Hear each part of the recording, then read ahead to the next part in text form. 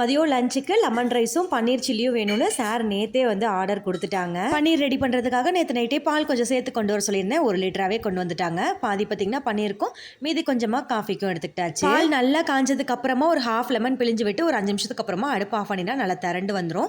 அதுக்கப்புறமா ஒரு ஒயிட் கிளாத்தில் வடிகட்டிக்கலாம். அந்த புளிப்பு சுவை போகிறதுக்காக எக்ஸ்ட்ராவாக தண்ணி ஊற்றி ஒரு வாட்டி வாஷ் பண்ணி மேலே லப்பர் பேண்ட் போட்டு பிளேட் வச்சு காய் சீவிர கட்டர் வச்சு அது மேலே பன்னீரையும் வச்சு ஒரு வெயிட் கொடுத்துடலாம். ஒரு 10 நிமிஷம் அப்படியே இருக்கட்டும். அதுக்கப்புறமா ஒரு ஹாஃப் அன் ஹவருக்கு எடுத்து ஃப்ரிட்ஜில் வச்சிடலாம். ஃப்ரிட்ஜில் வைக்கிறதுனால பன்னீர் பார்த்திங்கன்னா கொஞ்சம் நல்லா கெட்டியாக வந்து கிடைக்கும். காய் சீவிர கட்டரில் ஹோலாக இருக்கிறதுனால அது மேலே வச்சு வடிகட்டுறதுனால அந்த ஹோல் வழியாக தண்ணியுமே வந்து வடிஞ்சிரும். பன்னீர் சேர்க்கறதுக்கு தனியாக ஏதாவது ஒரு மேக்கர் வாங்குறதுக்கு இது எவ்வளவோ பெட்டர் தான். வீட்டில் இருக்க பொருளை வச்சே ட்ரை பண்ணிக்கலாம். நெக்ஸ்ட் டைம் இந்த மாதிரி ட்ரை பண்ணுங்க. ஒரு ஹாஃப் அன் ஹவர் ஃப்ரிட்ஜில் வச்சதுக்கு அப்புறமா பன்னீர் பார்த்திங்கன்னா சூப்பராக வந்து ரெடி ஆகிடுச்சு. இதை அப்படியே கட் பண்ணிவிட்டு இன்றைக்கி பன்னீர் சில்லி தான் ரெடி பண்ண போகிறேன்.